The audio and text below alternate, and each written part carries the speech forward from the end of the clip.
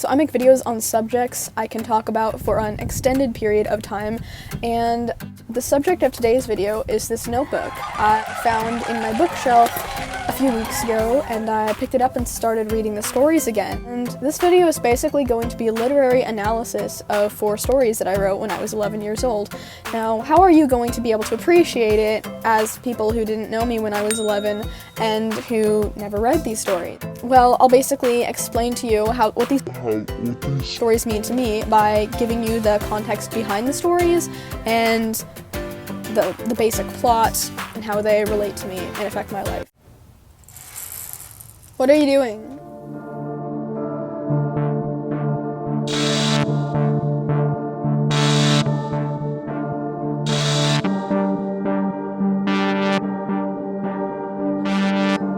Coercion, because if I am choosing to consent,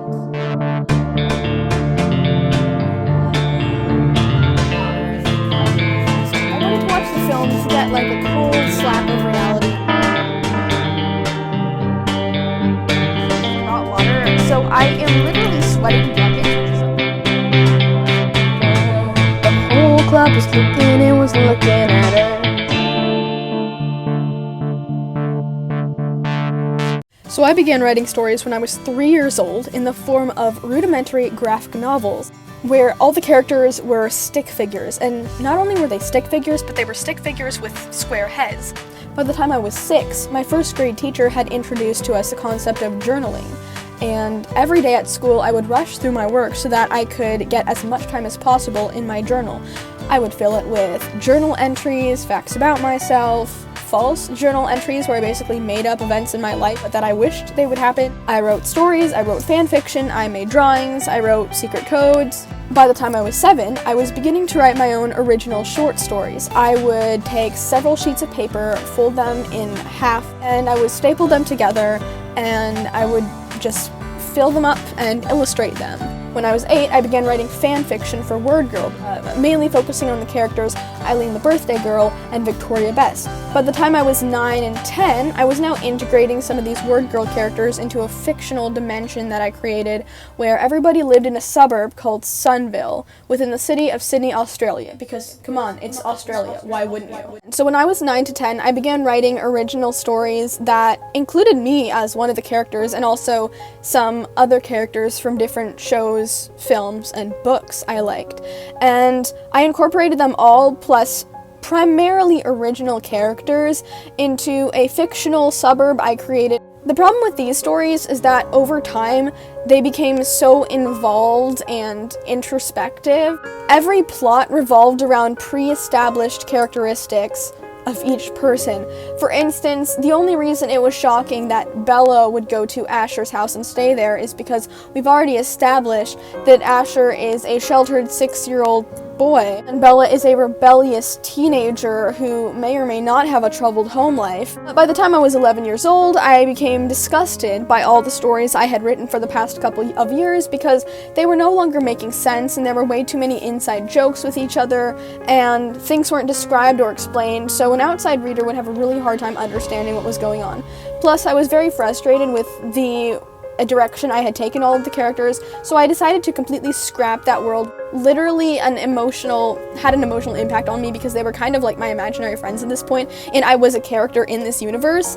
And I basically scrapped all the characters from Sunville and started afresh with original chapter stories. And the first one being a new edition, which is about a family, and the story explores how each of the family members came to be a member of the family. That is around the time that I filled up this 100-page purple notebook right here. I spent the summer that I turned 11 filling out this notebook right here. I started it at the end of 5th grade and finished it towards the beginning of 6th grade. And let me just outline some key themes about each story. First of all, each story explores relationships. The first story explores the relationship between a 9-year-old nonverbal autistic boy and a stray dog. The second story explores the relationship between a 9-year-old girl and the older brother of her deceased best friend. The third story explores a socially awkward 12-year-old girl bonding with a 14-year-old girl with Down syndrome.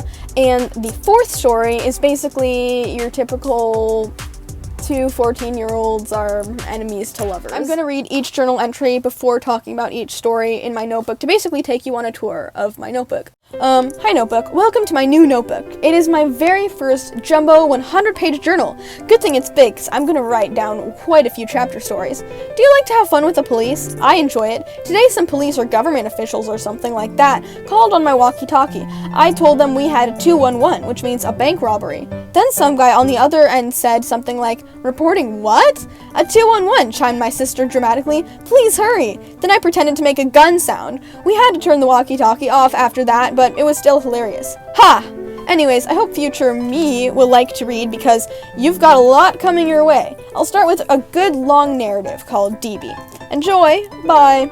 Oh, by the way, this fascinating notebook even has pockets for extensions to stories once I've already finished this notebook.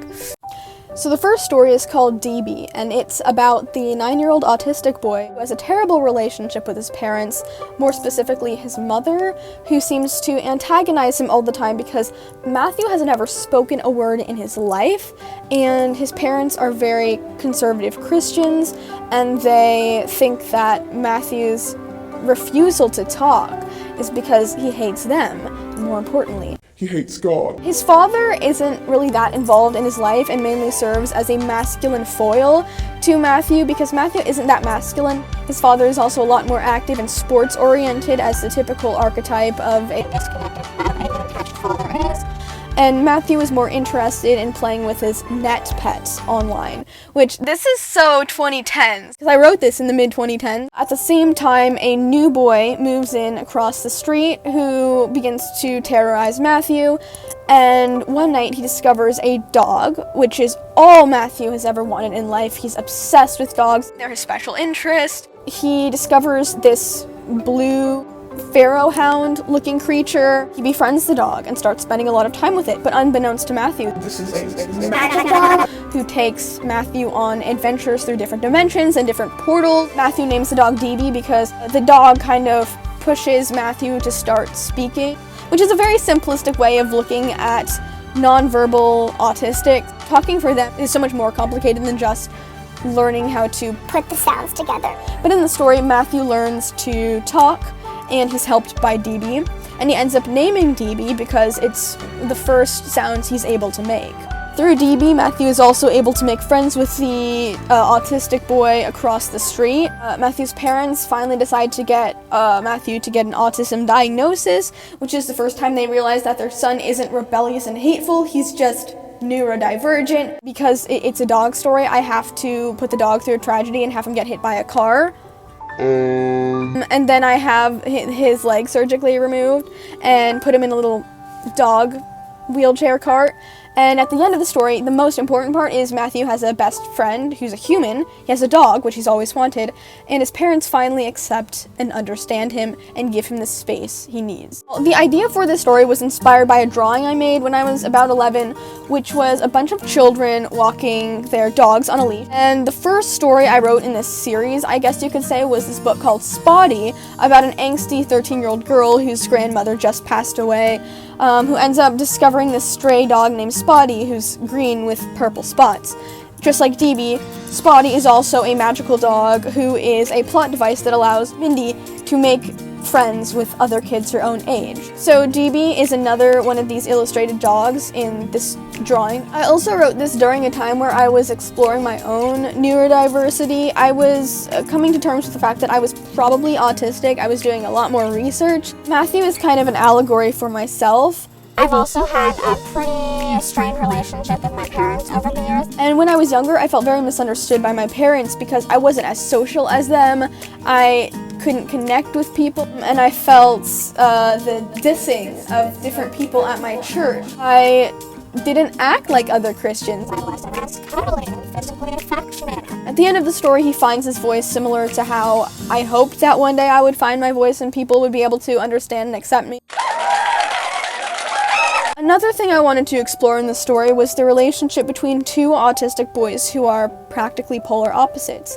What a lot of people don't understand is that autism doesn't look like just one thing. Often autism has polar opposites. Matthew really enjoys sensation and texture and light and color. Matthew's interactions with his dogs are kind of allegories for his own autistic way of looking at the world, where he sees the world in a really bright, colorful, noisy way that a lot of neurotypical people don't really understand. And Matthew brings Nathaniel, the other autistic boy, into his world. And Nathaniel is different from Matthew. Nathaniel wants silence. Nathaniel wants the absence of touch and feeling anything. But at the end of the story, the two end up bonding over their inability to connect with other people or to see the world in a normal way.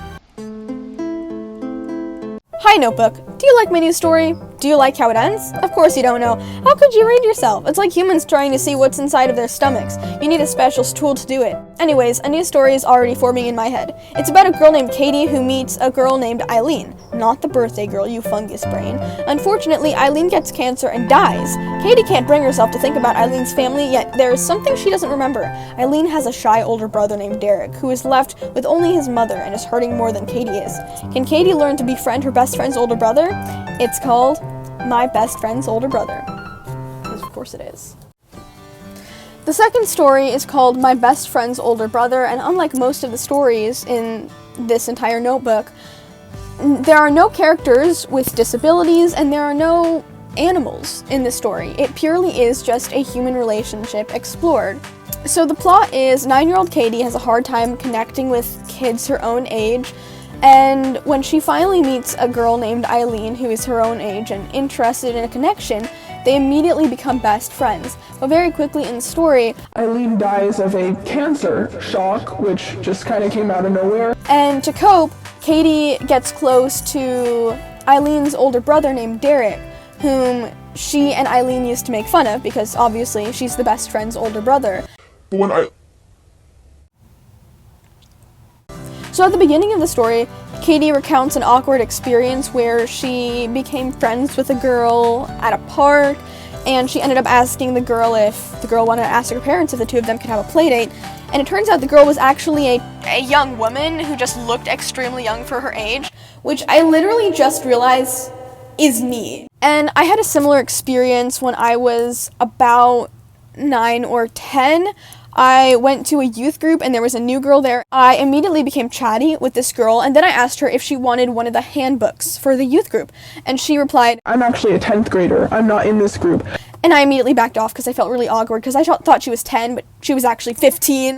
Now, the basic plot for the story about Katie becoming friends with a girl who ends up getting cancer, I did kind of borrow that trope from an episode of Adventures in Odyssey, which is a Christian audio drama called Karen, which is about a girl who discovers she has cancer in her leg and first gets a leg amputated and then actually dies of cancer, which Eileen does within the span of one chapter. Something that's pretty unrealistic about the story is that after Eileen dies, both Katie's parents and Eileen's parents encourage 9-year-old Katie to spend as much time with 13-year-old Derek as possible, even though I think most parents wouldn't be comfortable with their 9-year-old daughter spending a lot of time exclusively with a 13-year-old boy. But by the end of the story, the two are surprised that they enjoyed each other's company despite having nothing whatsoever in common other than the connection to this dead girl. Hi Notebook! Eureka! I have found my story idea and it includes a girl with Down syndrome. I spent quite a while thinking about it and now I'm sure it has bloomed into a beautiful story. It's about a 12-year-old girl named Nan Mandra who wishes to have a friend with Down syndrome. When she finally meets Jasmine Reeds, the two become inseparable friends. The story tells of an adventurous friendship between two girls. Friendship. I think it will turn out awesome. You can probably already see, Notebook, that I have based the story off me and my life. Obviously, Jasmine represents this girl with Down syndrome. Mrs. Eastman represents a mix, this woman who shows up in my nightmares, and this science teacher who shows up in my nightmares. And Blay, who's the imaginary dog, represents Dipper. Enjoy the story. Bye!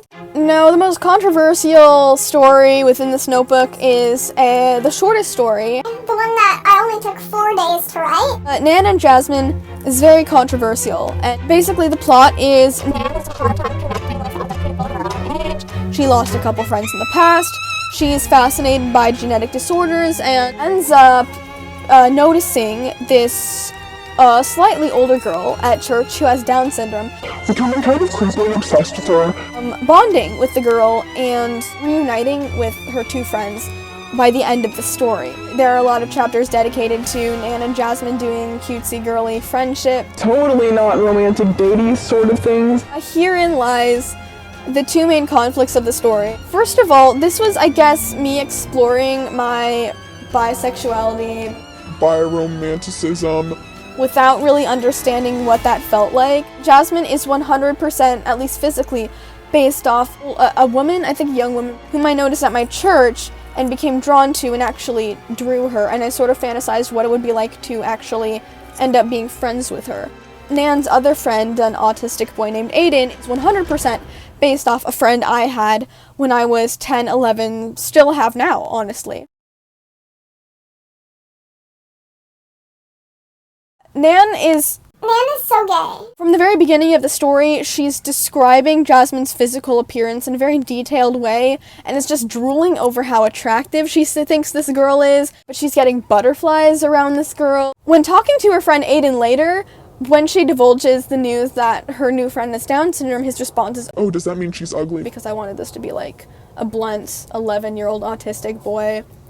Again, this is a controversial book. But Nan's response is No, she's totally cute and gorgeous. which is very much how girls describe their friends that they don't totally have feelings for. No, Nan is very gay for Jasmine. And they like go on dates and they dance together to music. The second thing is that Nan is very much fetishizing Jasmine. I've always kind of objectified people as a neurodivergent person, And not in a typical, sexualizing, objectifying. but no, I've always kind of viewed people as puzzles that I wanted to take apart and put together and sort of examine under a microscope. I would describe people in a somewhat fetishistic way because when I describe people, I'm very detailed and I point out details about people that other people wouldn't really notice. In a way, it's because I kind of objectify people, but that's because I love puzzles, and I love people because people to me are like puzzles. The way that Nan describes and sees Jasmine in her head is rather dehumanizing. That makes me really uncomfortable to read. Another thing in this story was something that happened to me in person. So in the story, Nan notices Jasmine for the first time, and she's just Ogling this girl. as she's walking out of the main auditorium. She runs into this woman whom she's already had some random nightmares about, which was exactly what happened to me. I was ogling this girl with Down syndrome because I was 11 and didn't know any better. I ran into this woman. She had made several appearances in some of my nightmares. I apologized and she was like, I forgive you, and forgave me by hugging me. I freaked out, I squirmed out of her grasp, and later she got mad at me because she felt like I almost knocked her over when she was the one who hugged me against my consent. She literally grabbed me, and I was smaller than her, which is saying something because she's already extremely small. I ran away, and then she charged up to me and began talking down to me like, Why are you acting like this? What's wrong with you? Why are you leaning away from me as I'm talking to you now? Why did you freak out when I hugged you? which goes back to my story, DB. Because I'm neurodivergent, I had a lot of issues with people at my church. So yeah, that was a scene that happened word for word in the scene that also happened in my own personal life. One thing in particular that happens in the story is, at the beginning of the story, we've established that Nan used to be friends with a neurotypical girl named Kayla and an autistic boy named Aiden. But Kayla eventually started dating a boy who was very popular, and he didn't want to be the boyfriend of a girl who was best friends with a girl who was best friends with a boy who had autism because he felt that made him look bad. He made Kayla dump Nan as a best friend before they went on their merry way, and that was just a backstory that didn't even happen in the book. But later I decided I liked some of the plot of Nan and Jasmine, and I wanted to explore that in another story where that part wasn't a backstory, but that was literally the beginning of the story. And that is another story I wrote called a second really good story with absolutely no title, which is the second full-length novel I wrote that is 120 to 130 pages. It's about a girl named Danny who ends up fetishizing two autistic boys and one boy with Down syndrome. See, I knew that the problem with my story was that Nan was gay, not that she was fetishizing these people with conditions.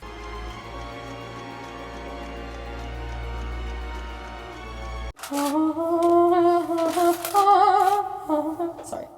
Hi, Notebook. I think I found a story idea. It's about a 14-year-old boy who's so smart, school bores him. So he's got plenty of time to steal lunches, hide other people's homework, and even speed through extra credit projects so the teachers always think highly about him. The reason he tries to make other people feel miserable is because he is miserable. His parents are always fighting, and one day he runs away. I think it may turn into a fine story. You may not know the rest, but I do, so there. And right now, you probably think it's going to be horrible. So there, goodbye. Humph. And I illustrated it, because this is what I looked like when I was 11. So the final story is called Bully Genius. Pretty straightforward. 14-year-old goody two-shoes girl Allie lives with both parents, 2 younger sisters, Christian household. Miles, no siblings, parents hate each other, fight all the time. He bullies people because he's miserable. Whenever his parents fight, he goes and hides under the little crawl space underneath the stairs, just like Harry Potter, even though I didn't know Harry Potter existed at the time. Miles ends up living with just his father because his parents split up and his mom leaves. Literally, Miles' father isn't abusive, he just doesn't know how to connect with his son, but Miles is simply so disgusted and repulsed by his fat, ugly, flabby, stubbly, stinky father in the story. Oh, 11-year-old Othniel, you sweet summer child, never turn 19 or 18. So Miles runs away, and Allie, who has bore the brunt of Miles' bullying throughout her entirety of middle school, suddenly decides to put aside her resentment for Miles and go and search for him in the woods. Bring him into her own home and mother him so that he becomes a nice, normal boy. Miles' father eventually finds him, brings him back home, and learns to give his son more space. And then at the end, Allie kind of falls for Miles. Miles is essentially inspired by a character I invented when I was 9-10, because he was a character in, if you'll remember, my Sunville universe, the dimension where there's a suburb called Sunville in Sydney, Australia, and I had a bunch of characters, and one of them was this edgy teenager named Miles Cool, who had a backwards baseball cap. Now, Miles was directly and physically inspired by the character Rattles from Arthur. So Allie is basically just me and my fantasy about Fixing a broken boy who has a troubled home life because Yes, I was that girl, and I am no longer that girl. I used to have a complex where I needed people to be dependent on me, and I just Needed to have that happen to me to realize, hey, that's a horrible situation to be in. So I had a dream that I was Allie and Miles was a friend of mine that I had basically welcomed into my own house to stay while he was avoiding his disgusting father.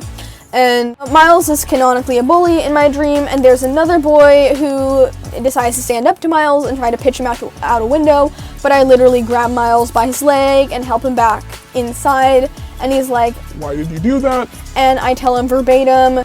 You're a part of my family now. We look out for each other. The story just kind of explores the enemies to lovers trope and, Allie's savior complex and desire to fix troubled boys and becoming aware of her attraction to him, and also Miles having a bit of an attraction to her because he definitely singles her out because not only is she a goody-goody, but she's also pretty, so prime bullying target. Those are the 4 stories in my notebook, and I hope you enjoy my summaries and analyses of them and how they applied to my life. Let me know if you want to read these stories, because I can make transcripts of them and post them on Wattpad and then link them in a community post.